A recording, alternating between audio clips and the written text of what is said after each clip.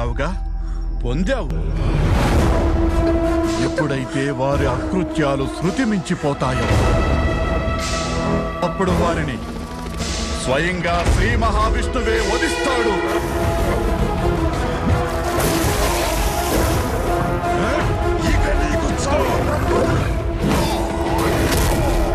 నేను ఆ విష్ణువును వధించి అతని రక్తం తాగి నీ దగ్గరకు వస్తాను. ఈ రోజు నుండి నేను మీ అందరికీ ఏకైక భగవంతుణ్ణి. మిమ్మల్ని కలవడానికి విష్ణువు ఎన్నటికీ రాడు రాకుమారా. నిజానికి ఆయన దర్శించే యోగ్యత నాకు ఎప్పటికీ లేదు. కానీ భక్తికి జాతితో సంబంధం లేదు, మనసుకు సంబంధించింది. మొత్తం జగత్తునంతా జయించిన ఆనందం ఒకవైపు, పుత్రవత్సల్యంతో పొందే ఆనందం మరోవైపు. ఆ నామం మాత్రమే అందరికీ ముక్తినిస్తుంది. ఓం నమో భగవతే వాసుదేవాయ. భటులారా, ఈ ఆయుధాలతో ప్రహ్లాదుని ముక్కలు ముక్కలుగా నరికేయండి.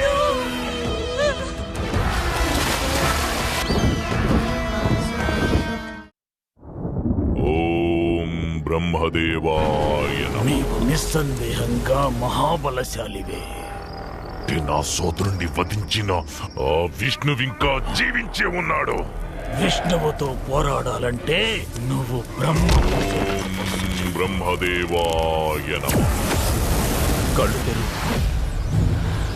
హిరణ్యకశిప, కోరుకో. నీకే వరం కావాలో కోరుకో. అన్నీ కావాలి.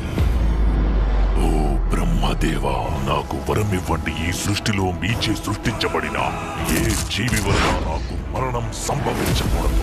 నా మరణం పగలు కాని రాత్రి కాని, నా మరణం గృహం లోపల కాని గృహం వెలుపల కాని, అస్త్ర శస్త్రాల వల్ల కాని, సజీవుల చేత కాని నిర్జీవుల చేత కాని.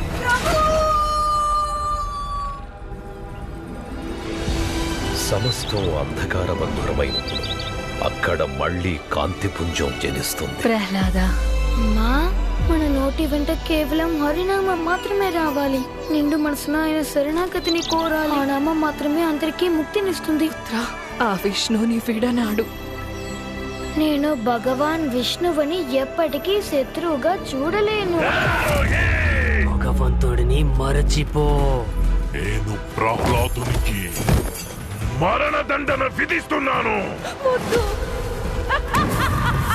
మనమంతా అసురులం.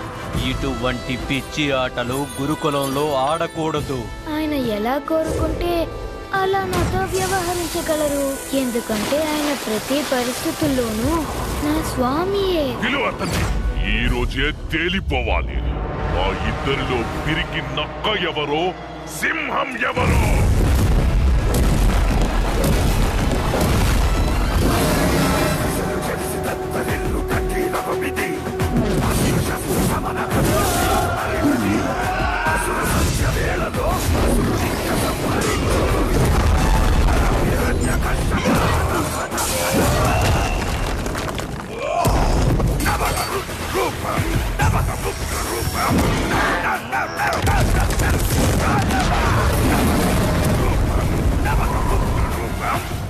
ఉన్నారు.